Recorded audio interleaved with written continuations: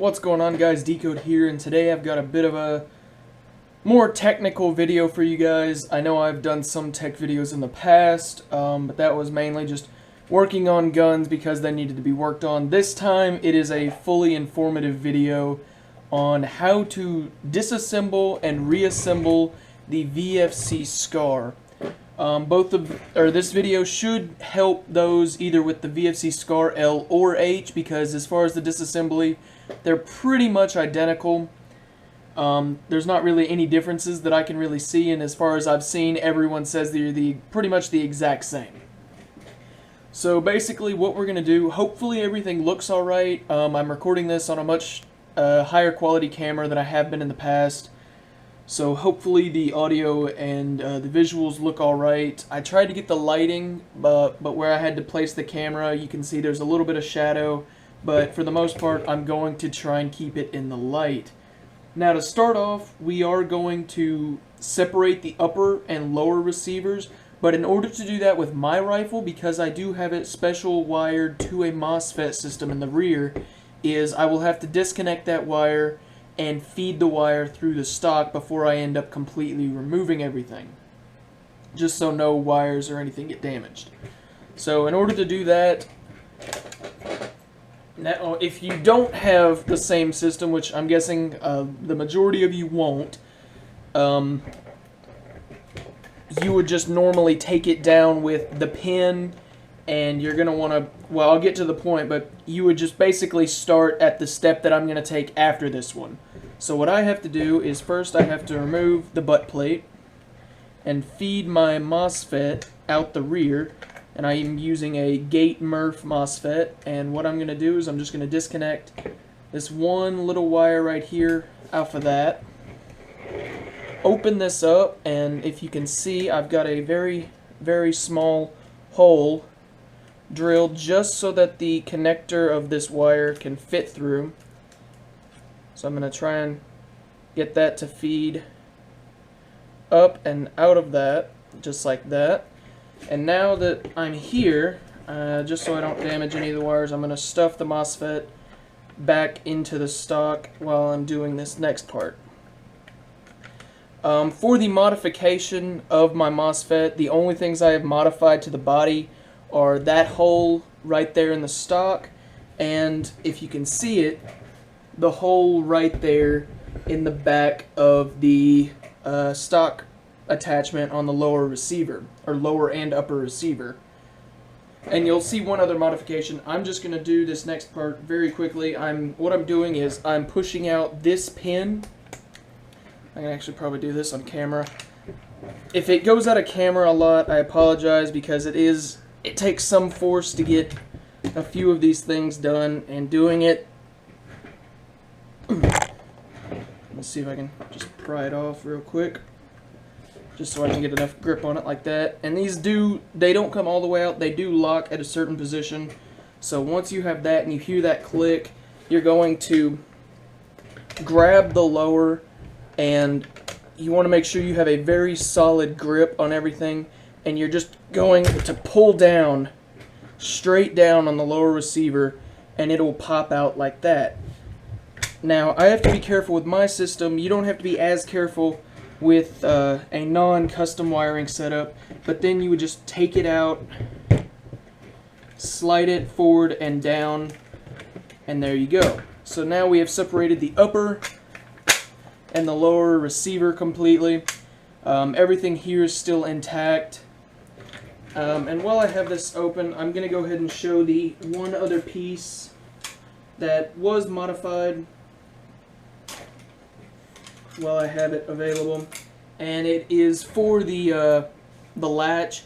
It's this plate right here. I did have to drill a very small hole right there, just because I found that was the easiest way to allow my MOSFET wire out the back.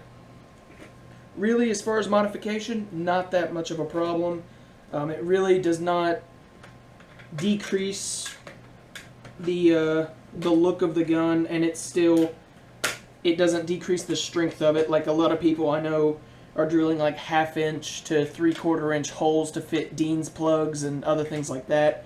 I didn't have to do that because I'm still using the same wireless system, but because I'm on this third MOSFET wire that is disconnectable from the MOSFET, it makes it a lot easier. So I'm going to go ahead and attach everything I took out back, at least on the upper receiver, just so when I reassemble it won't be that difficult. This part right now that I'm doing really is not important. If you want to take the stock off, all you have to do once the lower receiver's out is just basically, you might have to use a rubber hammer or mallet and tap it, but this is a brand new stock hinge, so I was able to just slide it off. It was stiff, but not as stiff as the original one. So I'm going to set that over there for now, and I'm going to set this on another table. And I might get into removing the hop-up chamber. This disassembly and reassembly is mainly for getting the gearbox in and out of the gun. So that's what I'm going to focus on. But I will probably do another short segment, if I have time, about the hop-up, because that is another tricky thing people are having problems with. So for right now, you have the lower receiver, the grip with the motor still in it, and the gearbox. Now the next thing that I normally do is right here in this back plate, you can see 3 little Phillips head screws. 1 goes into the back of the gearbox and 2 goes into the lower receiver. This is pretty much what holds your wireless connections in the same position, and they have springs on them so that they go in to reassemble the gun. And I just widened the corners right here. Normally these would be completely flush with the lower receiver. I just took my Dremel and notched out a tiny little piece just so that my MOSFET wire could fit through and not affect the gun. So what you're going to do next is you're going to remove all 3 screws and then pull this plate up. And I apologize if this video ends up going a little long, but these more specialty guns do take a bit longer than, say, an M4. But hopefully this will be informative enough for everyone to where they don't have so many questions, because I realize a lot of people just get down to splitting the receivers or they go straight into the gearbox work. This one is focused for those who maybe own a VFC or wanting one and just wondering how the tech process goes, because there are some things about this gun that are pretty different than most other guns, mainly being the wireless wiring system, or the wireless hinge system, I guess. So once you take that plate off, after removing the 3 screws, you're just going to pull it up like I did, and then what I normally do is I place my thumb right here on the back, and I just tilt those up. You don't have to, but I just don't want to rip any wires or anything, and that keeps it controlled. And we'll get back into the placement of the wires near the end of the video. With the way the gun is facing, which would be towards my left, the red wire is closest to me and the negative wire is away from me as far as distance. So the red wire is this one and the negative is this. You want to make sure that stays the same when reassembling your gun, and I'll be sure to remind you of that when we get into the reassembly. Next, what I normally do is I take off the motor plate and then just the entire grip with the motor and everything else. So what you're going to do for that is you're going to need I believe it's a 0.5 Allen key, and actually it's a slightly bigger, so a number 2, this is metric, so a number 2 Allen key, and it just goes in the bottom of the grip here, and you're just going to undo these. Normally I would replace these with Phillips head screws just to make it a little easier, but because I haven't stripped these Allens, because that's why I don't like using Allen keys that often, is because they tend to strip on me. I much prefer Phillips head or Torx screws. So I'm going to go ahead, remove both of these. It's not fully out just yet. And it's just the 2 on the end. Don't mess with the one in the middle. That's your motor height adjustment. You definitely don't want to mess that up, especially if it's already firing really nice. If you're having a problem, then that can be worked on. But now I'm just going to remove the wires off of the motor, and I'm going to take my small flathead and just get that other motor connector off, like so. Make sure they're out of the way and pull the motor out. This is the Matrix 3000 torque motor. It's a motor that I've really liked. It's actually, this motor's only been used in one game, which is why it still looks really, really shiny. I like that. Other than that, you're going to need a bit of a longer type Phillips head screwdriver. I'd go for one with a larger head on it, just so you don't strip the screws, because you're going to take out 2 Phillips head screws right down there in the bottom of the grip. If you've ever worked on any other gun, you know what I'm talking about. It's the same for this gun. So there's going to be 2 screws in there that you need to remove. And I tightened mine down pretty tight, so I'm having to put a lot of pressure on it. There it goes. And then take the other one out. And I'm sorry if my head gets in the way. I have to look down just to see where I'm putting the screwdriver. I tighten these just a bit too tight, but I probably won't tighten them as tight when I put the gun back together. So now that those are both out, I'm going to slowly slide the grip out, make sure not to damage any of the motor wires, just slowly feeding them through the holes in the bottom, or in the top of the grip rather. So with that, you've got your motor grip. You can set that to the side. Now we're going to start getting into the more specialty things about this gun, which are the selectors and the mag release as far as getting the gun out of its lower receiver. I normally start with the mag release and then go to the selectors, so I'm going to do that. What you're going to need for this is, I think it's a 1.5 millimeter Allen key, but I actually have a different, let me see if this is right.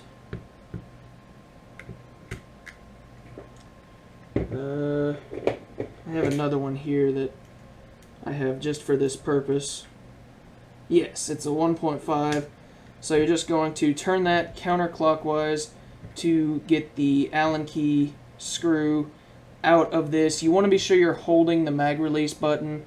Otherwise, because there's a spring, it could spring out and you might lose something. There it went. And once that's out, that actually is loose in there, so when you're putting it back together, you might have to completely take out the screw, put it on your Allen key, place the mag release button back on, and then tighten it.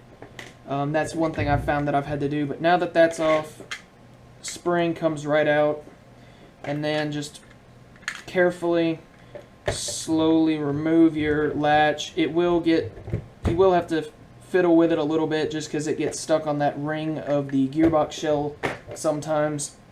But now that that's out, we're going to do the selectors.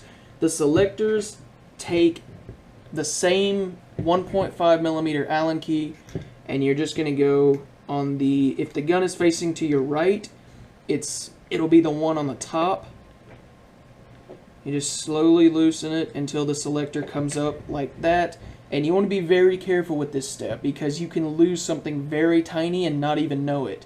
But you're going to slowly remove the top while holding the lower receiver flat. Remove that. Hopefully, if the spring comes out, they're easy to put back. Just make sure you don't lose anything on this. There will be a small spring in the back of the selector, and there will be this very small little ball bearing. This is what actually provides the click and holding your selector in place. You do not want to lose this. I normally place it when I'm working on it inside the selector itself because it's got a cup shape. And then before I take this out, I'm going to do the same with the other side. This one, if the gun is facing to the left, it'll be on the bottom this time. So you're just going to slowly take that out. Again, making sure to hold the selector in place until it comes up on its own. And there went that ball. You definitely don't want to be working on this over carpet. If any of these pieces fall onto the floor, you are doomed because you're not going to find them. The same thing. Now we have gotten to where it is just these pieces. You're going to need, I believe it's the number 2 Allen key again, or it might be, yeah, I think it is the 2. And you're just going to take it and unscrew the keys. I have mine fairly loose, just because I normally, if they're too tight, your selectors can be a little too stiff when trying to turn it. That's why I have mine just a little loose, not too much, just enough to where I can click it just real quick and then unscrew it the rest with my hand. These can go on either side. They don't have to be on a particular side when you're putting them back in. And same with the selectors themselves. So just remember that. And now all of the things holding it inside the receiver have been removed. So you're just going to slowly, I normally take fingers on both sides and pull straight up just like that. And then as soon as it's out enough to where I can grab it, I just make sure that the wires are out just like that. Now, I'm not actually going to open the gearbox in this guide because everyone pretty much knows a version 2 gearbox if you know how to tech.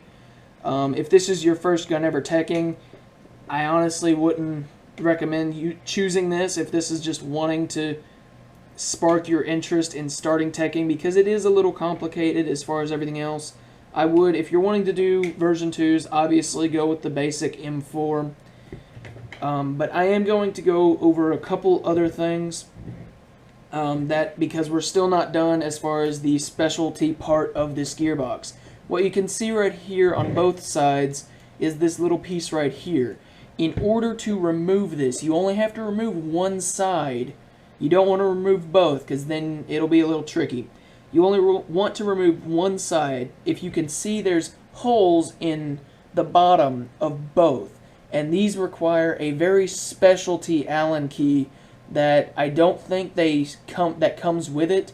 I find that the front sight of pistols, if they come with an Allen key, it's normally the right size, but it is extremely small. Like if you look at this, it is a lot smaller than this. I actually have to have a specialty tool. It's right here, and if you can see just how small that bit is, that's actually, this one might even be too big, but I'm going to see if I can get it out. This one's actually just a hair too small, but I think I have a second one that I normally use. Yeah, this is it. But that screw is an Allen screw, and it takes a very specialty Allen key to get that off, and normally when it starts off it is very tight, so trying to do it with something else, you're probably going to strip it, so you want to make sure you have the right tool. When you put it back together, you don't want to tighten it very tight if you ever plan on reopening your gun. It's perfectly fine being a little loose as long as it's just on there and doesn't move. So I'm going to see if I can get this off real quick. Yeah, I just loosened it enough to where this top piece comes off, and the rest will be the gear and the shaft that goes through the gearbox. The other specialty piece about this gearbox is the selector plate. It is a VFC SCAR selector plate. It is only on VFC SCARs. You won't find it. I think if there are some aftermarket SCARs, like maybe the D-Boys or maybe some of the others, they might use it. I'm not sure, but I know that this was for originally VFC SCARs. Because I also have a classic Army SCAR, and it uses a completely different hop-up unit. Or not hop-up unit, but selector plate. So that's pretty much it as far as the specialty part. Now we're going to work on putting it back together, and this is a little bit more of the complicated parts of working on a SCAR, because there is a very specific way you have to do certain things, and I'm going to go over everything. So what you're going to do is you're going to take it, and pretty much once you get the gearbox back together, you've worked on it, you've done what you've needed to do, you've probably re-shimmed it, you've just done something to it and done it that way. This gearbox is my own custom gearbox that I've done. A lot of the parts in here, I don't think any of them are still VFC other than maybe the air cylinder or air nozzle, and I think that might actually be it, and the spring guide maybe. If it didn't have a ball bearing spring guide, I probably changed that out for one. But everything else, oh, I still have the VFC trigger in there only because it's a SCAR specific trigger. You can use an M4 trigger, but it's going to be a little awkward. I just like the SCAR trigger just because it seems to be a lot less of a trigger pull, which is why I like it. It also still has the VFC stock wiring. Because it's being wired to a MOSFET, I didn't find that they were that bad. But anyways, we're going to get right back into the reassembly. Normally, I take the side that has the bar and put it on the side with the selector plate first. I just push that through, make sure that it goes all the way through, and you'll see that it comes out, and then I'm going to put this back on. The side that has like the elevated side of this piece is the part that goes against the gearbox, because it'll fit down into a little groove, and then you're just going to take your very small Allen key and tighten that side back down.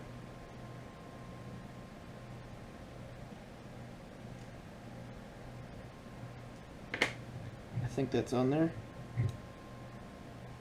Needs just a little more. There it goes. So yeah, now that's nice and on there, but it's still loose, as you can see.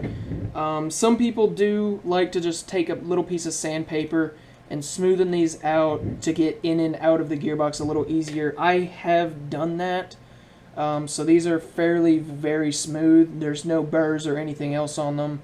I normally do that to anything that has that. I also sanded down and filed just a little bit on the tops of these. Just because I found it a lot easier to get into the gearbox and place them the way that I wanted to place them, and it does not affect it at all. And I did that to both of these. As you can see, they're very shiny. They were not that shiny when I first got it. So anyways, you can set one of these to the side for now. We're only going to be working with one of these as we put the gearbox into the receiver. And I really hope you guys can see it. I'm actually going to take a marker and get it to where you guys can probably see it just a little better.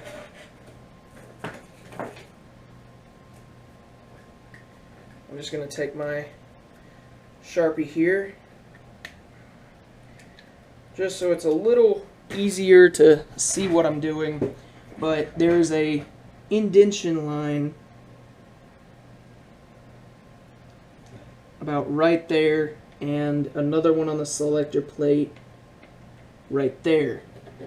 I actually got the one on this piece a little off because I can't get it into the groove itself. But if you guys are opening it, you'll know what I'm talking about. You can see a little line on both this piece right here and the selector plate. And what you're going to do, because there are also lines on these pieces, but the two holes face towards you, and you're going to be basically lining up the single line that is in between the two dots with the selector plate, and the one to the left of that right underneath the left dot with the piece on the shaft. So you're just going to make sure all of those lines match up, and this is supposed to represent semi-auto. But the thing is, it is going to be a little different, because when it's in the gearbox, this is actually a little differently placed. So what you're going to do, what I normally do, is I hold this as I'm placing the gearbox into the lower receiver. Normally just hold the or the bolt catch so it doesn't get caught. And then you're going, it will take some effort because it's gonna fit tight, but you have to wiggle it in there basically. And then as soon as it goes in, you pretty much want to take it and pull the lower receiver out just a hair to make sure that you are putting it in correctly. But it's going to go in, and slowly it's going to slide in just like that. And try and keep an eye on that plate and make sure that it does not move. If you put it in and take it out a little bit, you're already going to be messed up. So you want to make sure that you're going in at a solid rate the entire time. until that happens. Now, the goal is to make sure this is still horizontal. If it's any other angle, then you've messed up and need to redo it. And sometimes you're close enough to where if it's just got a little bit out of line, you can take an Allen key or something, place it in one of the holes, and push towards where it has the S on the receiver, because this will put it into its slot that it's supposed to be in. You don't want to push it anywhere else because you will offset it, but you want to push it towards the safe on your little receiver here. And as soon as it's horizontal, then that's okay. But here's the thing, you don't want to do anything to it just yet. What you want to do is, well, actually, I take that back. Go ahead and take one of your pieces and attach it. Go ahead and unscrew it a little bit just so you don't cross thread anything, and then as soon as it goes smoothly in, then you're fine. But then just tighten it, just finger tight basically, because if you try and turn it too much, you're going to offset that gear, and then you're going to have to restart. But then you're going to take one of your selectors, put the ball on the center hole of the receiver, press that selector down. You might have to play around with it just a little bit until it gets into the groove. As soon as it's in the groove, you're okay. And then you're just going to tighten the Allen screw while holding the selector to the receiver. And this one, I normally do it, I don't do it super tight, but I do it until it stops me. And as you see, it's on there. Do not turn it. As soon as you turn it, that could cause an issue. Some people think it doesn't, but I just like to be on the safe side so I don't have to do everything over again. This time, you have your other piece, and right here in the top of this, there's a small slit that you can see if you put it up to the light. And what you're going to do is, again, the gear side facing towards the gearbox, you're going to pry the receiver just a hair, just so that pops in there like that. And as you can see, it's in there. Now what you're going to do is, if you look very closely, you can see that same line on this gear piece right here. And what you're going to do is, once again, you want this piece, the piece that I just put in, to be horizontal. And you're going to try your best, put an Allen key in somewhere, or try and get it into the groove of that piece, and you're going to line it up with that other line. This one will be a little harder, but trying to do them to where they don't move both when you're putting it in is a lot harder.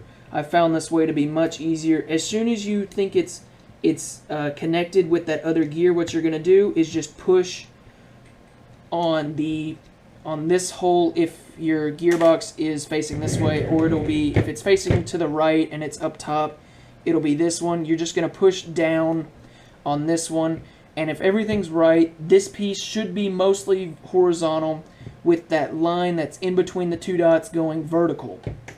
And as long as that's right, you want to check it, check the other side, make sure it's still in semi-auto, and then go ahead and place your other piece back in there. Again, finger tight, because you don't want to mess it up before you get the selector on, because then you can also mess it up. But now we're going to take the other selector, again, the ball in the middle hole, place the selector on, wiggle it, make sure it's fitting into that groove, and tighten it down. Trying to get this in the light as much as I can, just until it stops turning, and now you're okay. So on semi, the trigger should pull all the way back, same with on auto, and on safe it should stop. So as long as the selectors are not turning even more and they stop at their designated spot, then you are fine. I've worn my selectors out just a little bit, so I have to take my fingers and actually change it on both sides, and I'm sure there's a way to fix it. but I've just worn mine out from having to disassemble this gun so much that it caused that. But it is set properly because it does not turn any more than what it's supposed to. It stops on safe, it goes into safe. As soon as it's on semi, it pulls all the way back, and same with full auto. I'm just going to go ahead and stick it into safe. So now what you're going to do is you're going to put back your magazine catch, basically just putting the shaft side into the side with the hole. It's pretty straightforward from here, just slide that in. And what I normally do is I hold it from the other side so it doesn't get pushed back down. Going to insert the spring for it, and this is where I talked about the magazine release, because there is a very small Allen key right in there, and this is where you might be able to at least hold it down and place something under the gearbox, because it will try and tilt on you. But I'm going to go ahead and take out the Allen key in this, because as soon as it's completely out, there's nothing in this piece to actually hold it, so it'll just be loosely sitting there.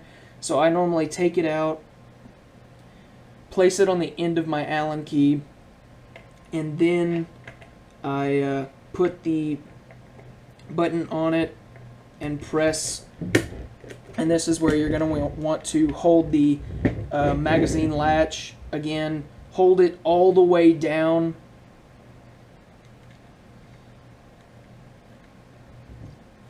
and then you're just going to tighten it.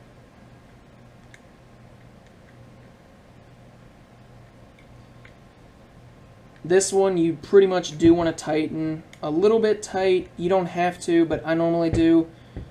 And normally I have a longer set of Allen keys for this. This just came out of an old set that I got with a small tool kit that I've had. But after so many turns, it will stop turning just like that, and it is in there. And if you want to check, pull on it. If it's not going anywhere, you're good. So now we can go ahead and put back on the grip.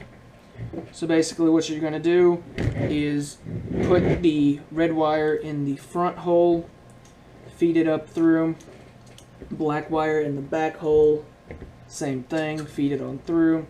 Make sure that none of the wires get caught as you're putting the grip on. Just slide it into the grooves of the gearbox and it'll fit like that. If your Phillips head screws fell out of the grip, what I either do is I have a magnetic screwdriver and I try and fit them back in there, or take the grip out, because if you lose one of those screws inside your gearbox and it gets stuck, it is a big hassle, because I have done it. A lot of these will stay in when you take it out and put it back in, so that makes it a little easier, but I have had them fall out before.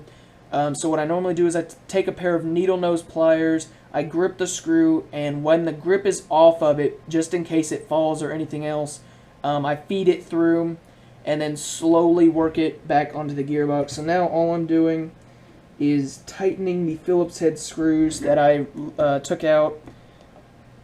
I normally turn it to the left until I feel a click, because that means it'll be threaded properly and you won't cross-thread it. If it's tight the entire time, you're probably cross-threading it, and you should try again. You definitely don't want to cross-thread these. These are fairly not the strongest metal in the world, and it could cause issues. And I actually just pulled out that other screw.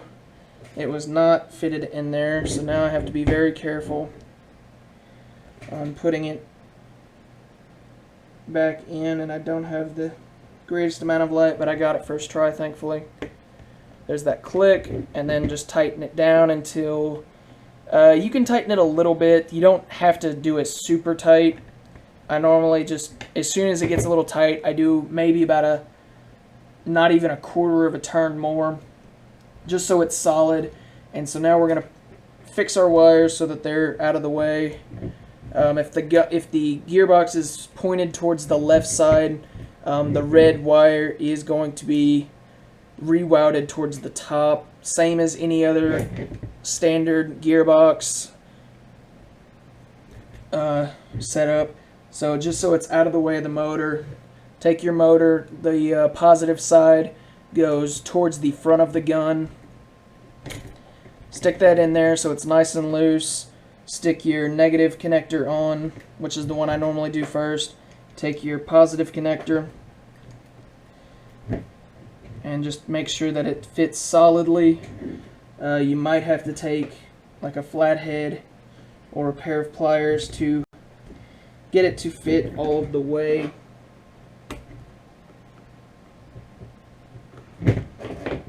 There we go. Just so it's nice and tight on there, and then you're going to take your motor plate with the 2 screws in it, just making sure it's not pressing on any of the wires and that it's only pressing on the motor. Otherwise, if you did have good motor height adjustment, you will be too far in and it can cause problems. It's something that a lot of people don't do, or their wiring is just too thick to think about, but just remember that as long as it goes in there pretty easily. I haven't had too many problems with this motor grip and this motor combination. You're just going to take your Allen key or whatever screws, if you want to replace the Allen keys with Phillips or something, just make sure they're still the correct threading. Most motor grips use the same, so if you have like a motor grip screw set, that should work, because I believe the threads are the exact same on this as they are for just about any other standard gun. And there you have that. Now we're going to take that original plate that I took off and put that back on. But what you have to do first is take your 2 connectors. Remember, if the gearbox is facing towards your left, the red wire is closer to you and the black wire is further away. You're going to first put the spring in first where that little notch is. I normally angle it down, push it in, and then put in the connector, because that, you definitely want to make sure you have that correct. And this wire is just a little, I think it got stuck by the gearbox just slightly. Hopefully I can knock that out. There it goes. Gotta get that spring back up though. Maybe it'll just slide down on me. There it comes. So yeah, just make sure that that's set up. With my MOSFET wire, I just have to make sure it's out of the way. And again, angle down, push in, and there you go. As long as you, if you want to test it, just hold it, push it in. As long as it pushes in a little, you're good. And now you're just going to take your plate, place it straight over the top, like so, and then screw down all of the 3 screws that you took. It'll be 2 sort of longer, very small Phillips head screws, and then a much larger Phillips head screw that goes in the back of the gearbox. That basically is holding your spring guide in place, so there's no issues going on there. There are a couple guns though that don't have that, and I found that putting that there definitely helps. So you're just going to tighten these 2 screws down for the bottom part, and then tighten the back Phillips head with another back to the back end of the gearbox. So as soon as that's all tight, your lower receiver setup is complete, and now you can work on putting it back into your upper receiver. What you want to make sure that you have done is, if you took off your stock, be sure to put your stock back on first. So if I take it and take my upper receiver, I'm just going to take it from the bottom side, and if I can do this without hurting my fingers, just slide that onto there, and it should line up pretty flush with this piece right here. It's not too difficult, but I have seen some people have to do it with a rubber mallet, and that's not a big deal. So all you're going to do now, and I have to do this a different way, I have to put my MOSFET system in first, where it's just, I take my MOSFET wire,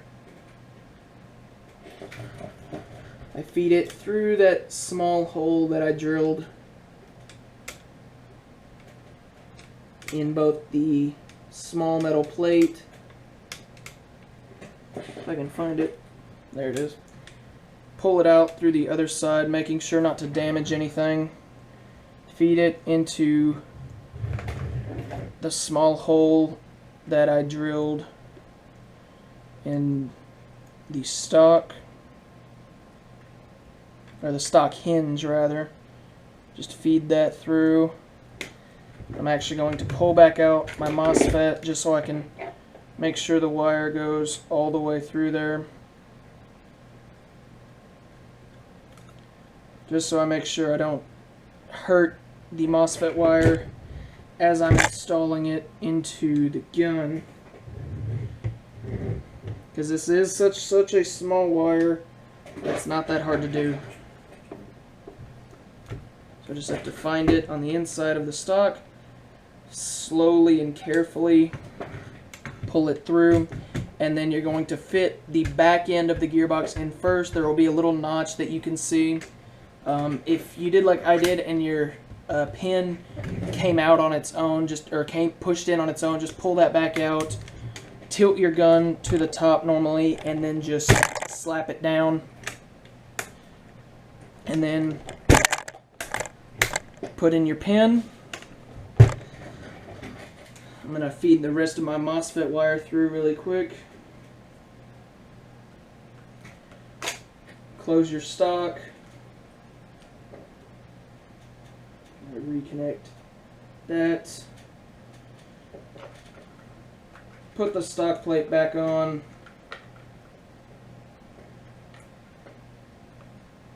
And that's pretty much it as far as getting the gearbox in and out of this gun.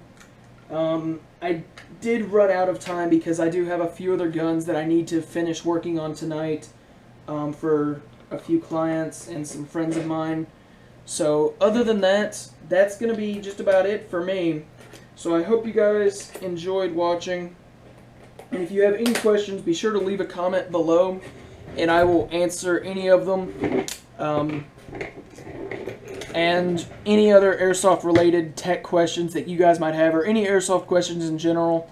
I love answering your guys' questions and seeing your comments, so be sure just to leave that. If you have any questions about the gun, maybe some of the parts that are in it, I did go over some things in another video, but I have done some things to this since then, and it is getting a lot better performance. But otherwise, thank you guys for watching. I hope you enjoyed, and I'll see you next time.